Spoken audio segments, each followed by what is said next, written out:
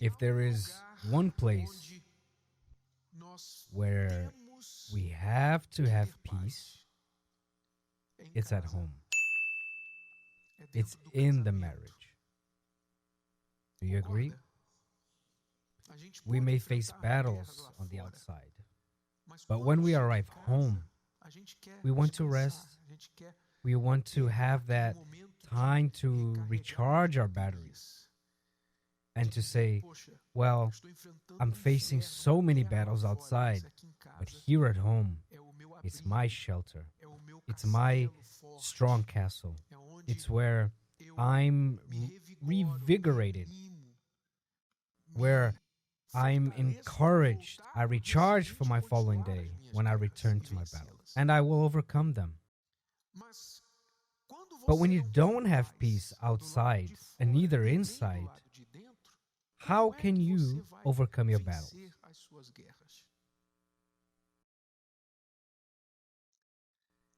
If you see a marriage as a place to be protected, to protect your peace, if you start to see your marriage as a quiet place where you have to have calm, because if you don't have calm there, where will you have it?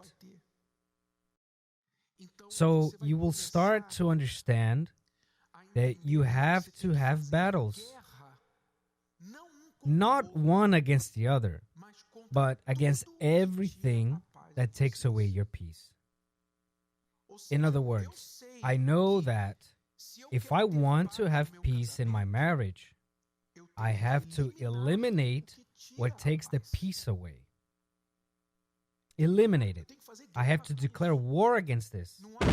There is no question about this. There is no argument about this. It's logical, it's rational, it's intelligent.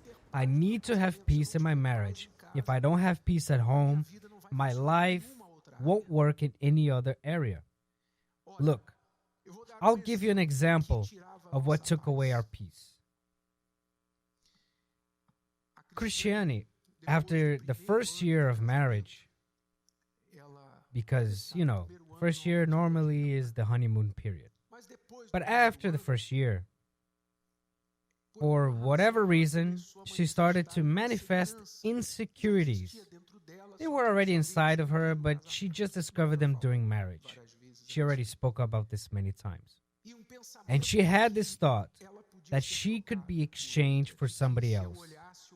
And if I looked at another woman that was more beautiful, more interesting, more this, more that, as if I could meet such a woman,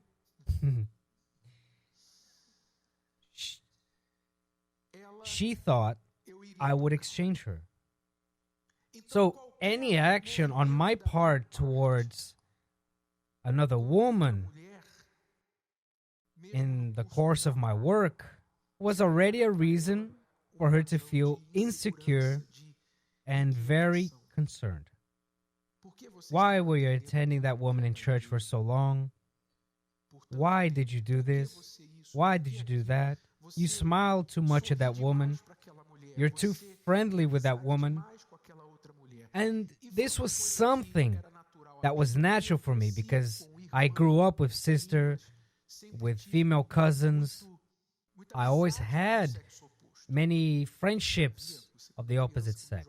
If you grow up like this as a child, as a youth, you don't see it as a problem. It's only when you get married, it's a fact. You need to rethink your friendships. When you get married, you rethink your friendships, not only with the opposite sex. Maybe you men have a childhood friend that you like a lot, but this friend today has turned into a bad influence. Because he's not a family man. He's not a married man. He doesn't share the same principles. He doesn't have the same objectives as you. Maybe you, woman, have a friend from university, a cousin. It doesn't even be a family member, of a relative. But she has a way of thinking that divides you, that makes you see all men in a wrong way. She brings up subjects that cause prejudice in you. So when we get married, we need to rethink our friendships. It's good for a married couple to have friends that are also married. I'm not saying that you can't have friends that are single or who are divorced. It's not what I'm saying. You may even have friends that are married, but that couple doesn't do you any good because of the principles they follow, the type of life they have. So I didn't understand that I had to rethink my friendships when I got married. And my closeness with other women, I mean, there was never anything inappropriate, but this manner of being added to the insecurities that Christianity already had and didn't help with anything. So that took away our peace. You can imagine, it's hard to always be watched, to be patrolled. You said this, you were looking at that woman, you were doing this, you were doing that, for sure this, for sure that. My goodness. It's hard, right? This took away our peace. So what did I have to do? What did I have to do to resolve this situation? You see, in the book Bulletproof Marriage, we made a list. Do you remember the list? We spoke about this, right?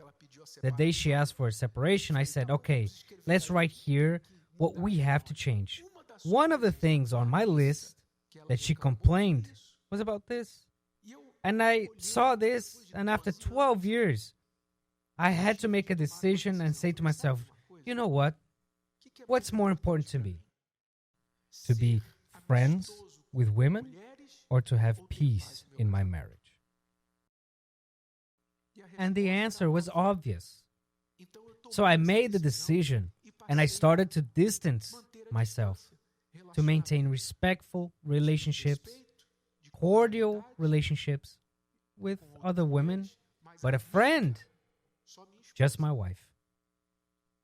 Of course, this wasn't the only thing that we had to do for her to overcome this insecurity, because this insecurity was internal. She already spoke about this.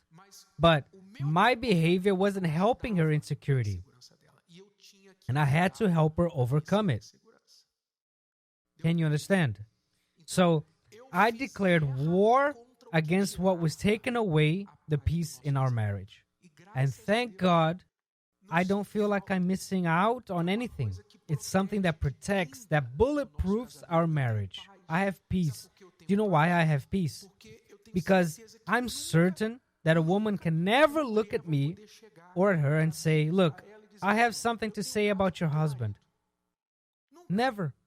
Because my social distancing started a long time before the pandemic with the opposite sex. And it's not 2 meters, no. It's much more than this.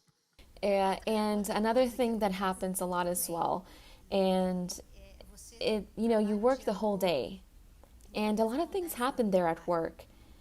And when you get home, you take out all that frustration or that anger, you take it out on the people who are in your house.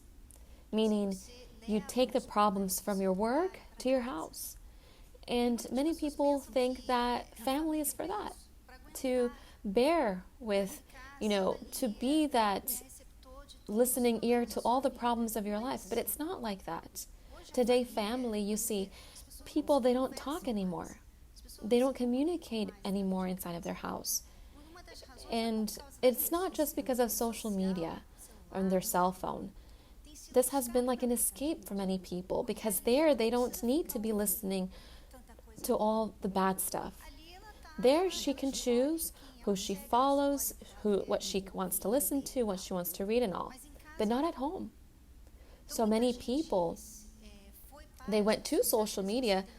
Sometimes maybe you have a partner who is always on their cell phone and you think that it's an addiction that they have and all. But in reality, they're trying to flee from you letting everything out, from your frustrations. People need to understand that not everything that happens in the world against you, you need to let it out. I learned this. in all these years that I had problems with Renato, that I needed to let it out. But with who? I didn't have anyone to speak to listen to me. So I learned to speak to God, to bring it to God. And it's one of the tools that we also teach in the Bulletproof Marriage book. Because if we always let everything out, everything that happens with us, everything that bugs us, that annoys us, that makes us upset, to get home and make your home that bad moment of you letting everything out, so then you take the peace from there. You think that that person needs to have that structure to listen to everything that you have to say, but it's not like that in reality. The ideal thing, everybody, takes everything. But everybody has their day of work. Everybody had their difficult day as well. So sometimes you have problems. You have problem with, your finances, bills to pay, your children gave problems at school and all. So instead of you wanting to, preserve that night and, leave that problem to speak about it at another time when you're, more relaxed.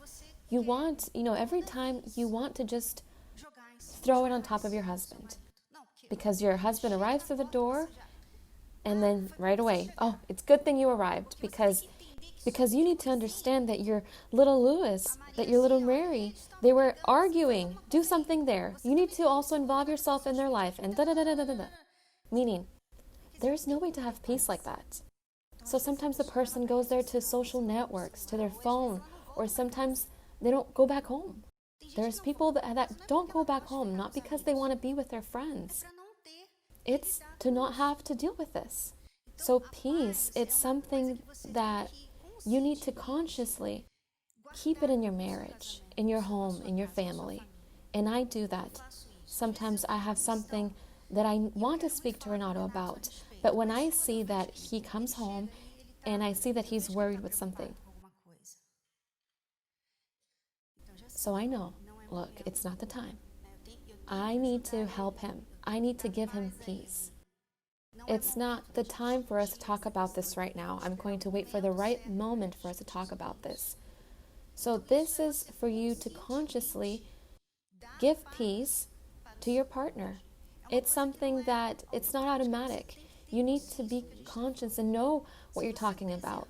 If you keep your family, your home, your marriage, people that you're going to protect, your spouse, your family, you're going to see that you're going to gain much more with that. I grew much more seeing that in home. I grew up, seeing him protect, imagine my dad, with so many people criticizing him, talking bad about him. He wouldn't bring that. He wouldn't let that out to us at the house. He wouldn't bring all his frustrations to us. On the contrary. So he protected us from all of that the world did or spoke about him. He always protected my mother, my family. So in our home, there was always peace. But it wasn't because there was peace outside. It wasn't because of that. It was my father, my mother who allowed us to have peace. And you're the one that allows your family to have peace. The world is not going to give you peace. Things are not going to happen according to how you want, so for you to always have peace. But you decide it's your conscience. And these people here, they're important to me. And this place here, I need peace. So I'm going to protect them. You have to remember that certain things rob your peace in a very subtle way. Behaviors, words, intentions, things that you don't say out loud at times, but you demonstrate. These can rob the marital peace. I'll give an example of a couple we counseled. They were separated for a while and were trying to get back together. We were counseling this couple a few months after they had gotten back together and were trying to live in the same house. But the thing was that when she returned, she didn't unpack all her suitcases. She said to him, "Look, Anything that you do wrong, my father already said that I have a house there waiting for me. So she returned, but she didn't really return, if you get what I'm saying. She returned, but not really believing. She returned with a threatening tone. So, what happened with her husband? What started happening with them? He was thinking, this isn't going to last. So, he was on his guard. He didn't make plans for the future. He didn't include her in the financial decision making. She didn't participate because he thought, what's the point of investing if soon she's just going to pick up her bags and leave? So her attitude, it was understandable in the past that he had given her reason to feel insecure. But if you want to rebuild a marriage, you will never rebuild with behavior that generates doubt. That generates doubt because insecurity brings a lack of peace. So either give that person a chance to prove that they've changed, that they deserve to be trusted, or don't. If it's going to work, let's say that betrayal was taking place. If it's going to work, if you decide to try again, you need to give a vote of trust. And if you are the one who made the mistake, you're going to have to change your behavior. You can't just say, look, this happened last week, it happened a long time ago. No, not last week, not even last year, is a long time ago. If you have made a mistake, you need to change with proof, with fruits and attitudes showing that you've changed. So, eliminate whatever is taking away the peace from you both. Sometimes it's a silly comment such as, my father has a house waiting for me, I can go back whenever I want.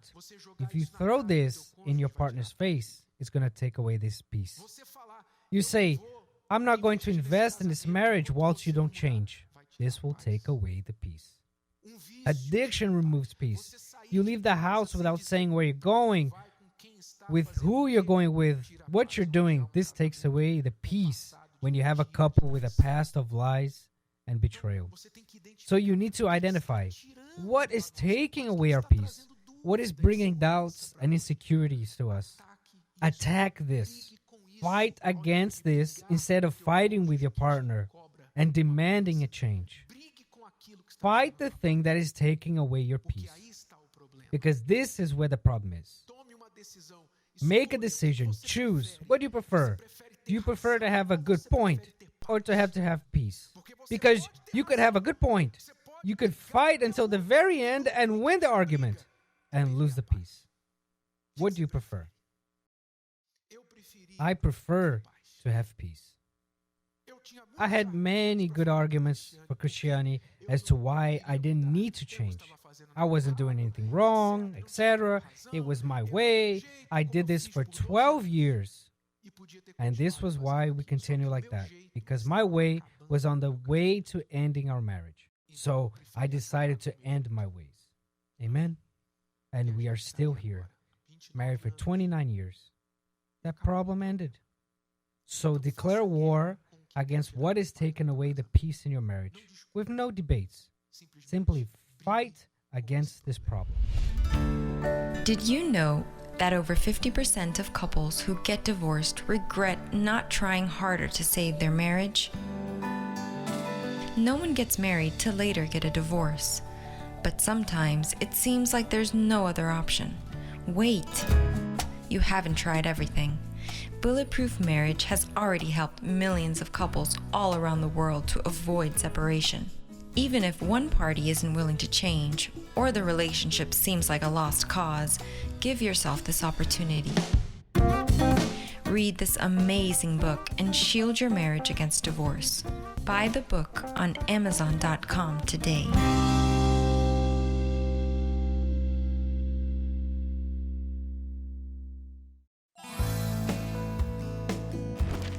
Imagine waking up one day to find that you married the wrong person, or that you lost your true love because you ruined your relationship, or that you'd missed it when that special person came into your life.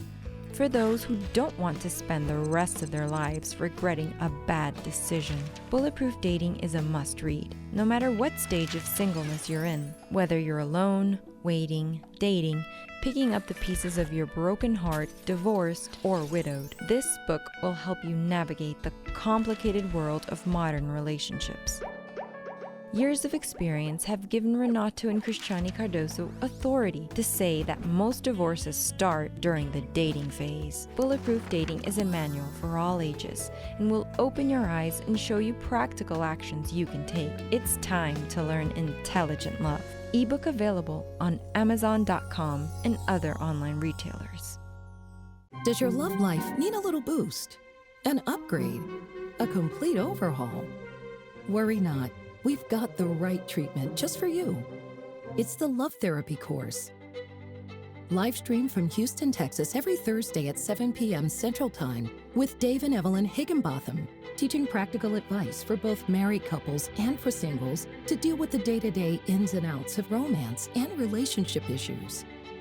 If we make a mistake, it's not a problem to make a mistake, but if we make a mistake and we don't learn from it, that is a serious problem. American culture is, follow your heart. Yeah. What does your heart tell you? Don't let anybody stop you. If you love this person, don't let them stop you. Go for this dream that you have. That's almost elevated as this noble thing. Watch the Love Therapy live every Thursday at 7 p.m. Central Time on the Living Faith Network website, or scroll through the archives of past Love Therapy sessions on ulfn.org. For more information, comments, or questions, call 888-332-4141 or text 888-312-4141.